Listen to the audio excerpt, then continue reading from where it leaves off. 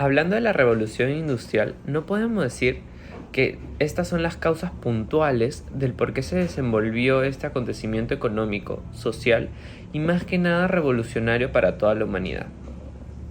Lo que sí podemos hacer es resaltar los factores más importantes y cuáles impulsaron con mayor fuerza este hecho.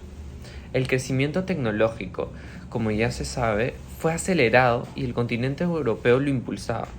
El continente europeo en esa época no solo estaba pasando por una revolución industrial, sino estaba pasando por una revolución comercial. ¿A qué me refiero con esto? Esta revolución comercial era que la demanda se estaba incrementando y no había oferta porque la producción no era tan eficaz. Entonces, empezó a acumular mucho el capital de los comerciantes que les iba mejor o de las personas que tenían mucho más dinero, ¿no? Las máquinas empezaron a aparecer por esa época, con lo que Ford llamaba la línea de montaje. Y estas eran cada vez más autónomas y cada vez hacían el labor de crear maquinaria y otros artículos más fáciles. Sí hubo un reemplazo de la mano de obra humana por parte de estas máquinas, pero el objetivo era conseguir esa eficacia y esa eficiencia para poder producir lo que la población demandaba, ¿no? Otro motivo fue el lugar escogido inicialmente. Cabe recalcar, como dirá mi compañero posteriormente, que la revolución industrial llegó a crecer de Inglaterra, pero eso fue el lugar inicial y esta fue la pionera en impulsar la industria, atrayendo los grandes capitales que se habían acumulado anteriormente y que tenían que ser ya invertidos, ¿no?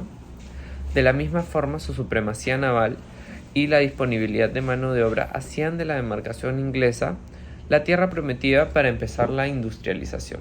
No podemos dejar de lado lo político. En esta época se veía el liberalismo, que era una ideología entre los siglos XVI y XVII. Esta marcó la victoria de la industrialización.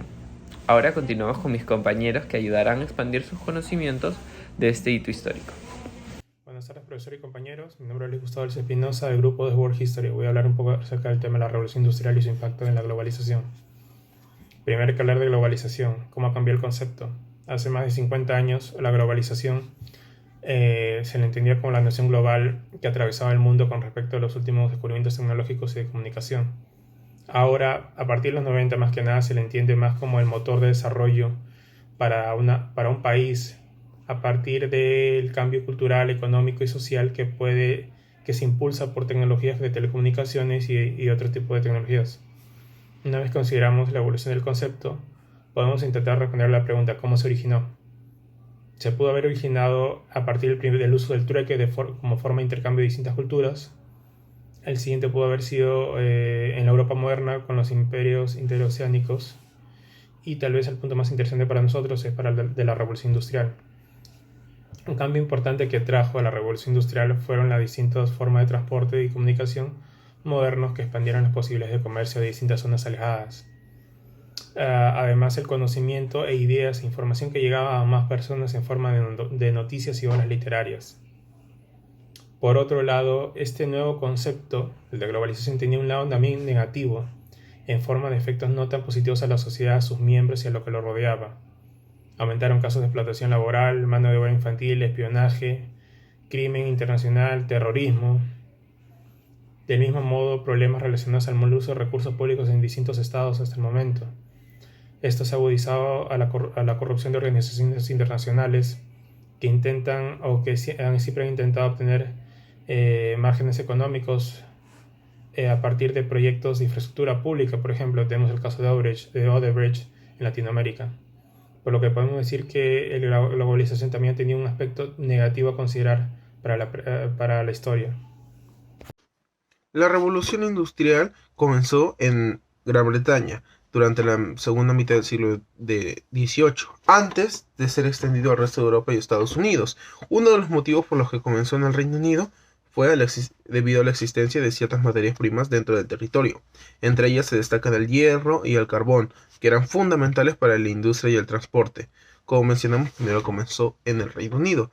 Posteriormente llegó a países como Francia, Alemania y Bélgica.